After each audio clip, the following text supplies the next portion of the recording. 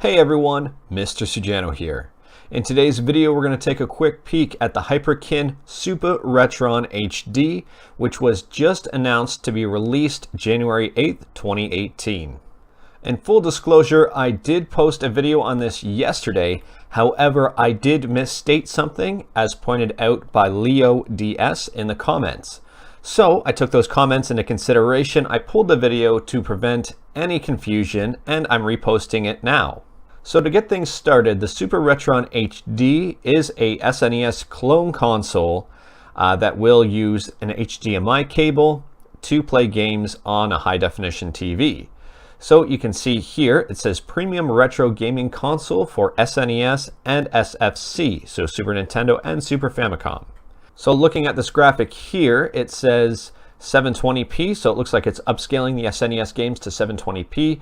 Comes with two controllers, a switch between 16:9 and 4:3 aspect ratios, and an NTSC and PAL switch.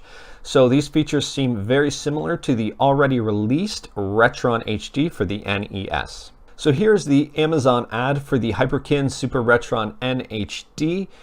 It's retailing here, looks like for $69.99 American and releasing here on January 8th, 2018. If you scroll down to the information here, HD audio and video 720p, as I said, 16:9 to 4:3 aspect ratio switch, high compatibility for NTSC and PAL SNES cartridges, Hyperkin engineered pin perfect patent pending technology sets a new standard for state-of-the-art high quality pins. Two Scout premium classic style controllers, so they have 8-foot cables each. There's a 3-foot HD cable, a 6-foot micro USB charge cable with a USB AC adapter, and also AV ports with AV cable. So it looks like this not only will do HDMI, but will also have AV ports as well. So in terms of quality, they are marketing this as a premium system.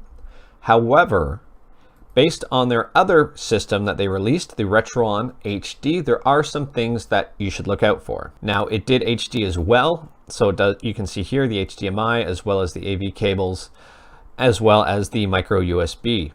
The controllers on this were reportedly very, very good.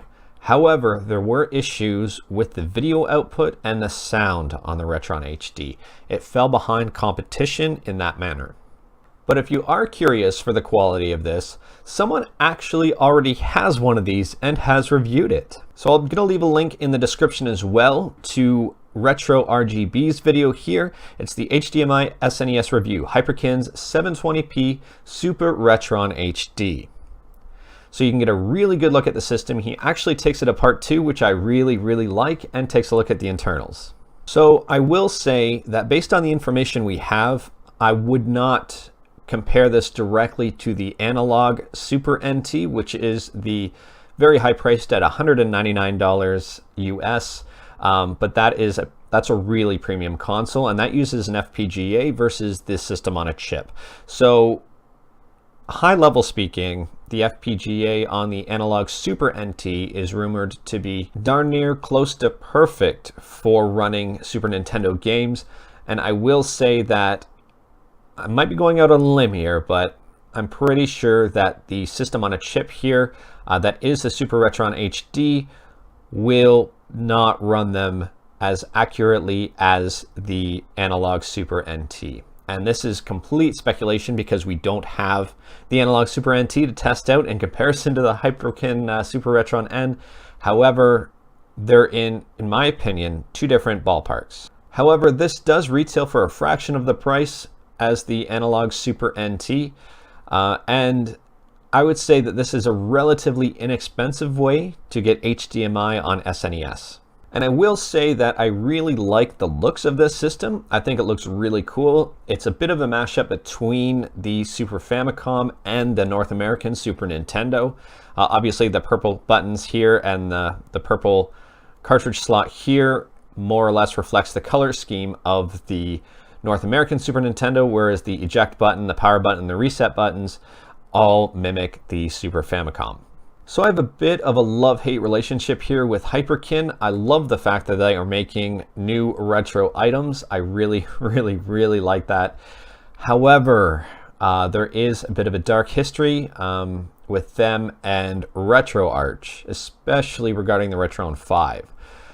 So I don't want to get into too many details, and I don't want to really choose sides, but I will say that they did use RetroArch software against RetroArch's wishes. So in closing, I would highly recommend taking a look at RetroRGB's review video on this system. He does my favorite kind of review, which is a full review and teardown of the actual system itself. Please let me know what you think about the Supa Retron HD in the comments below. If you like this video, leave a like. If you didn't like this video, leave a like. Hit that subscribe button. Thank you, everyone. Take care.